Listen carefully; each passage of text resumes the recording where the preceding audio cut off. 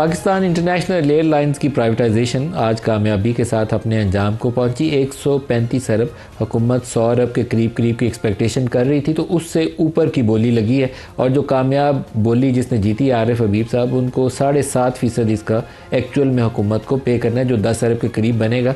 बाकी सारी रकम कंपनी के अंदर ही, PIA के अंदर ही री इन्वेस्ट हो जानी है, उसमें नए जहाज़ डालने के लिए, उसका इंफ्रास्ट्रक्चर बेहतर करने के लिए और उसके ऑपरेशंस को ज़्यादा एफिशिएंट और स्मूथ बनाने के लिए। मिफ्ता इस्माइल साहब हमें ज्वाइन कर रहे हैं। मिफ्ता साहब, मैं खुश आमदीद कहता हूँ। आपका इसके ऊपर क्या कमेंट है? अच्छी ट्रांजैक्शन हुई है या इसके अंदर कोई बेहतरी की गुंजाइश थी? नहीं, मैं समझता हूँ कि बहुत अच्छी ट्रांजैक्शन हुई है, बड़ी फेयर एंड ट्रांसपेरेंट हुई है। हम सब ने टीवी पे देखा।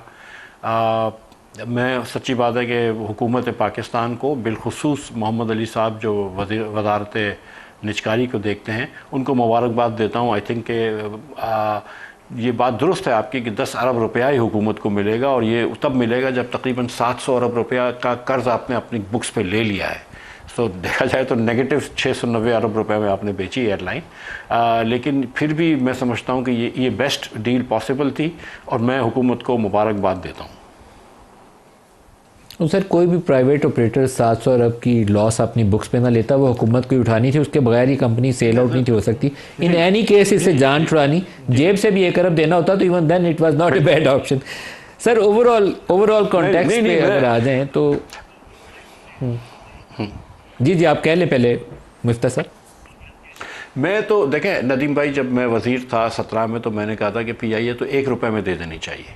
ठीक है, तो मतलब सीरियसली, एंड इंडिया, आपकी बात दुरुस्त है कि 700 अरब रुपए भी आपने निकाले हैं, उसके बाद 10 अरब रुपए मिलेंगे, लेकिन 10 अरब रुपए की बात नहीं थी। आपको 30-40 अरब रुपया हर साल नुकसान होता था PIA में, आप ये नुकसान से बच जाएंगे। इसके अलावा क्योंकि वो हुकूमत की एयरलाइन थी, तो वो FBR में टैक्स नहीं भरती थी, वो PSO को पैसे नहीं देती थी, वो सिविल एविएशन को पैसे नहीं देती थी, और 10, 12, 15 अरब रुपया हुकूमत से आके ले जाती थी कि भाई हम अब एयरलाइन बंद हो रही है, यहाँ जहाज़ फंस गया, ये पेट्रोल ख़त्म हो गया, पैसे दो।